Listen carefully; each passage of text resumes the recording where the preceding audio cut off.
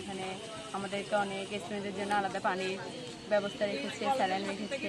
খুবই ভালো, কারণ একটা ভালো পরিবেশ সৃষ্টি করার জন্যই বিশ্ববিদ্যালয়, একটা ভালো মানুষ তৈরির জন্যই বিশ্ববিদ্যালয়।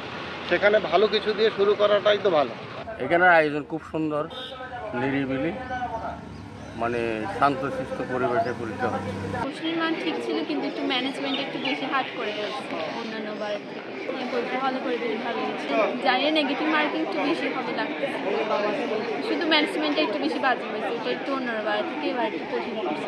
অনেক ভালো লাগছে এখানে, আমার এমনি ছোটবেলা ইচ্ছা ছিল পড়াতে, আমার আব্বু প্রেশার দিচ্ছে পরীক্ষা দেওয়ার জন্য, তো দিদি আর কি পরীক্ষা দিয়ে দেখছি পরীক্ষা মোটামুটি ভালোই হয়েছে। পরীক্ষা মোটামুটি ভালোই হলো। মান ছিল স্ট্যান্ডার্ড কোয়ালিটি, মোটামুটি কমনই পড়ছে। বাংলাতে একটু মেবি হার্ড মনে হয়েছিল, কিন্তু সব কিছু ঠিকই ছিল। রাজনৈতিক পরিবেশ দেখে মনে হচ্ছে ওয়েল মেনটেইনড, মানে আর বড় ভাইদের হচ্ছে যেভাবে আপ্যায়নটা করছিল ওটা অনেক ভালো লাগছিল। আমাদের এখানে পরীক্ষার্থীদের অভিভাবক যারা আছেন তারা অপেক্ষা করছেন।